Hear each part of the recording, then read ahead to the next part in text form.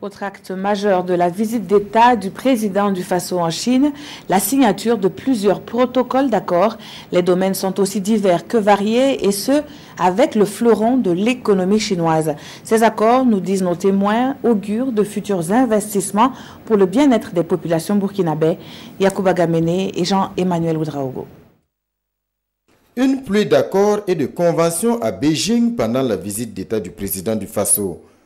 Des accords notamment avec la société chinoise Chek dans deux domaines, l'énergie et le projet de l'autoroute Ouagadougou-Yamoussoukro.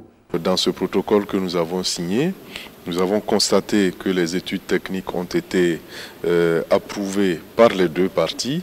Nous avons également constaté que l'offre financière a été examinée aussi par les deux parties et nous nous sommes engagés à accélérer la finalisation des discussions financières afin de permettre le respect du planning qui a été déjà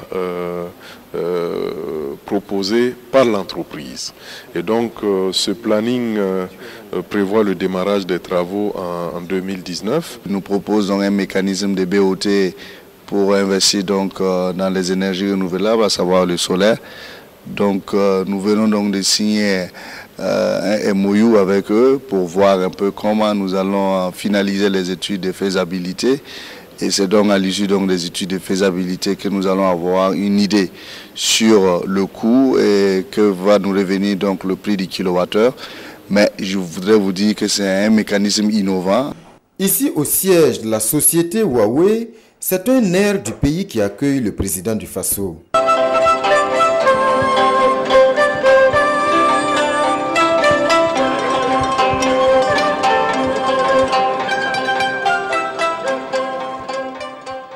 La société est déjà installée au Burkina Faso et engagée dans plusieurs projets d'envergure.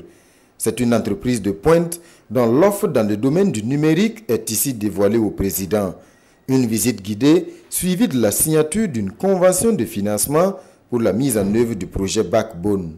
Le projet est en cours de réalisation, mais nous n'avions pas bouclé les négociations avec la Banque de Chine. C'est fait maintenant et donc la convention est signée aujourd'hui et donc ça permet la suite de la réalisation du projet. La société Huawei, classée deuxième dans le monde après Samsung, nourrit de grandes ambitions au Burkina Faso dans des secteurs comme la sécurité, l'éducation ou l'agriculture, avec dans tous ces domaines des propositions de solutions innovantes et intelligentes.